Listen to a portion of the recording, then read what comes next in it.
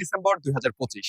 25 December বাংলাদেশের সর্বোচ্চ তাপমাত্রা 24 থেকে 27 ডিগ্রি সেলসিয়াস এবং সর্বনিম্ন তাপমাত্রা 10 থেকে 16 ডিগ্রি সেলসিয়াস।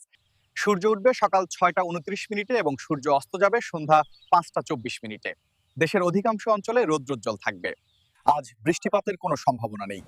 সারা দেশে তীব্র শীত অনুভূত হতে পারে এবং দেশের অধিকাংশ জায়গায় ভারী কুয়াশাচ্ছন্ন হতে পারে। বাতাসের গতি প্রায় 7 থেকে 11 কিলোমিটার প্রতি ঘন্টায়। এখন আমি আপনাদেরকে বিভাগ ভিত্তিক তাপমাত্রাগুলো জানিয়ে দিব।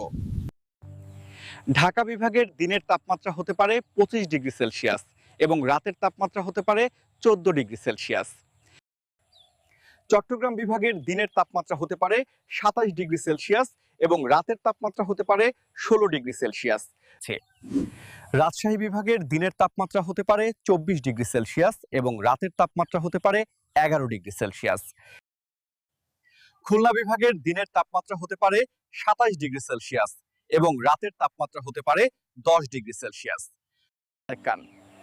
বরিশাল বিভাগের দিনের তাপমাত্রা হতে পারে 27 ডিগ্রি সেলসিয়াস এবং রাতের তাপমাত্রা হতে পারে 12 ডিগ্রি সেলসিয়াস। সিলেট বিভাগের দিনের তাপমাত্রা হতে পারে 25 ডিগ্রি সেলসিয়াস এবং রাতের তাপমাত্রা হতে পারে 12 ডিগ্রি সেলসিয়াস।